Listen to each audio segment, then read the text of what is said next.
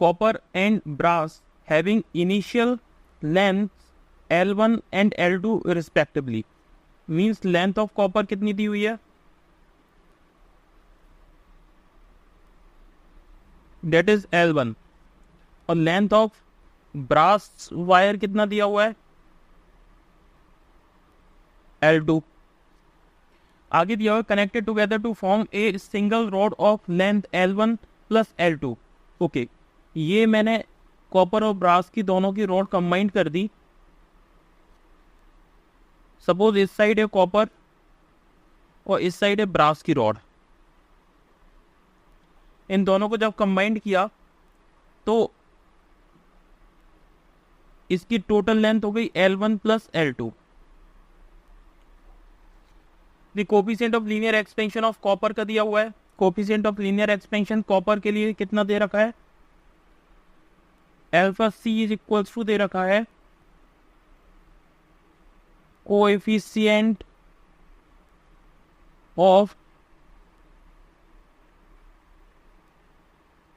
Copper wire, मतलब coefficient of linear expansion, linear expansion.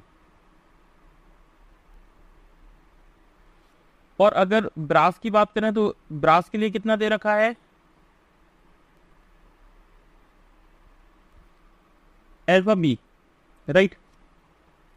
आगे दिया हुआ है if the length of each rod increased by the same amount when their temperature are raised by T degree Celsius.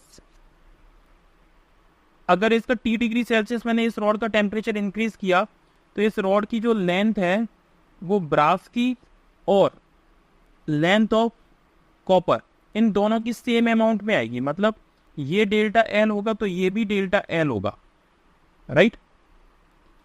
उसने बोला है calculate करना है आपको, then what L1 upon L1 plus L2 is equals to, इसकी value calculate करनी है.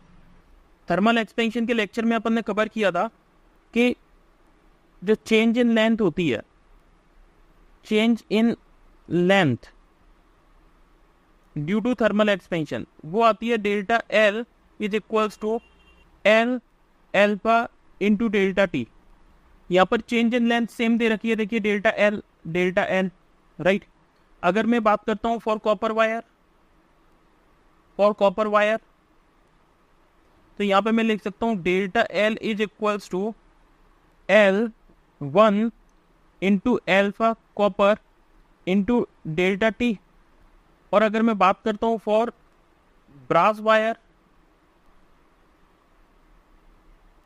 तो यहां मैं लिखूंगा delta L is equals to L2 into alpha B into delta T. Delta T को चाहे तुम टी भी लिख सकते हो क्योंकि प्रॉब्लम में टी दिया हुआ है इसे. अब मुझे वैल्यू डिटरमाइन करनी है L1 upon L1 plus L2. तो यहां से देखिए मैं L1 की वैल्यू रखूंगा तो L1 की कितनी आ जाएगी, delta L upon alpha C into delta T.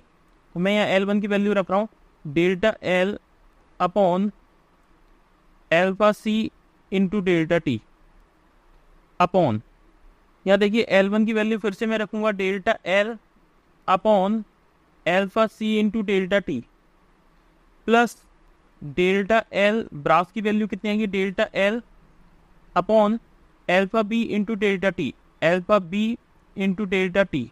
इसमें से मैं डेल्टा एल को कॉमन लूंगा तो डेल्टा एल से डेल्टा एल कैंसिल आउट हो जाएगा. टेम्परेचर कॉमन लूंगा तो टेम्परेचर से टेम्परेचर का कैंसिल आउट हो जाएगा. यहाँ बचेगा 1 upon alpha C upon 1 upon alpha C plus 1 upon alpha B, means L1 upon L2 plus L1 या फिर L1 plus L2 is equals to आएगा.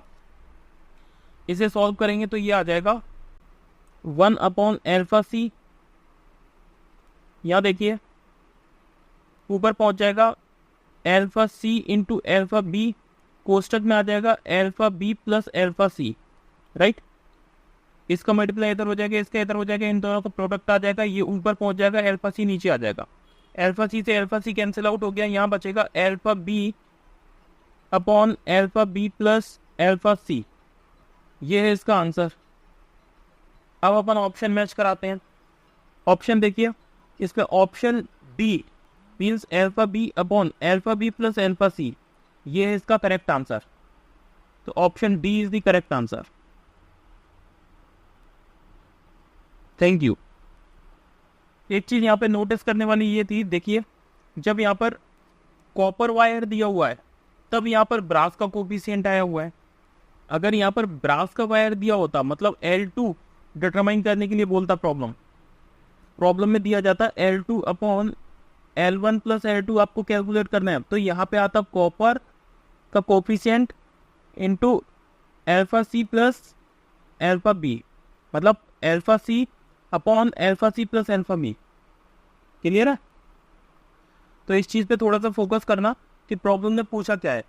L1 अगर पूछा गया है तो आप लिखोगे ब्रास का कोफिशिएंट, और अगर L2 पूछा गया है तो इसका अपोजिट आ जाएगा, मीन्स कॉपर का कोफिशिएंट। Okay, thank you.